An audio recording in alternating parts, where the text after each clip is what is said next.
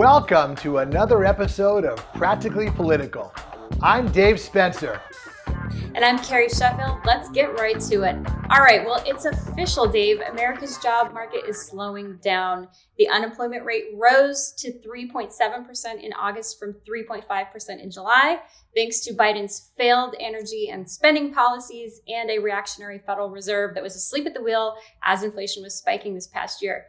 But as we saw during his Philly MAGA speech, Biden would rather drone on about conspiracy theories and demonize half the population he governs than undertake the fiscal discipline that we need to grow America's economy.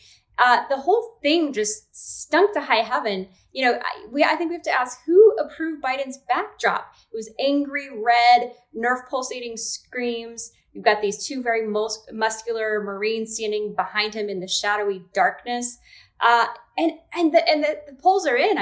Polling from Trafalgar Group came out and they found that independent voters, they did not like that speech. It did not land with them. The only people who that speech landed with was the base.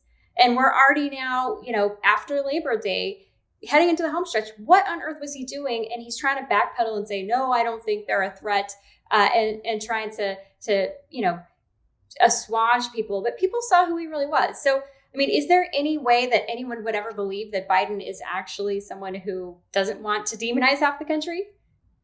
Well, I think a lot of what your description was a little dramatic about the pulsating and all that stuff. But as always, I'm being the fair guy, I will say, and you've heard me say this on the show before, I do not believe that attacking your opponents works. Remember, Ted Kennedy had two golden rules in politics. You never disparage a single voter. You never take a single voter for granted.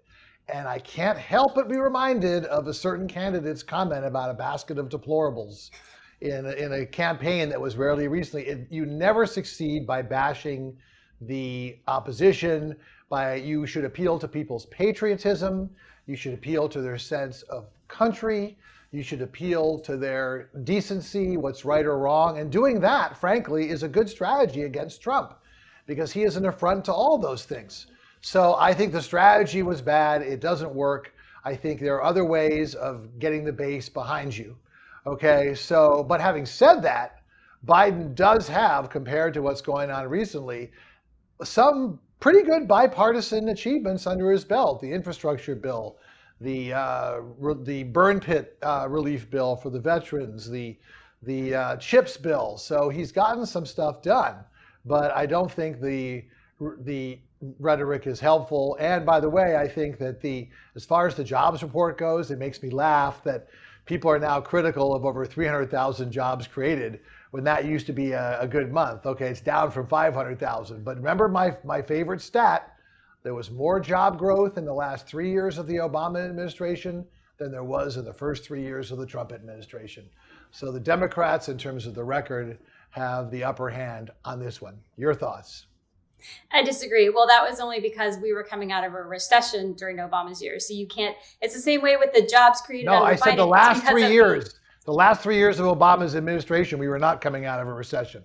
I said the last 3 years of the Obama administration, as Casey Stungel said, you can look it up, more job growth than the first 3 years of the Trump administration when we had the greatest economy ever, which was BS.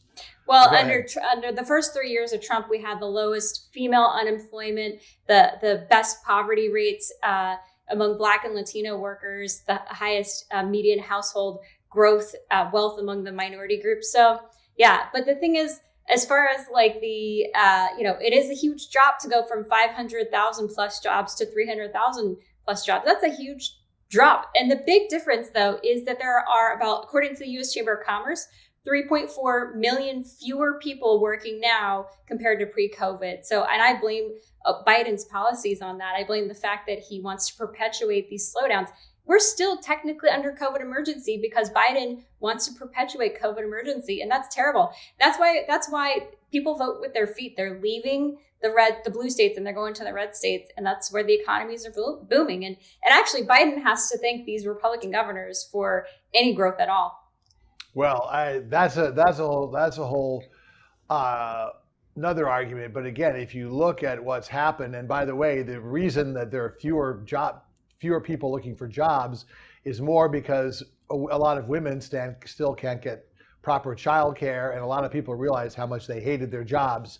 So I don't think that certainly there's some of the blame in place, but I would actually, it's not disagree with you on that one. childcare.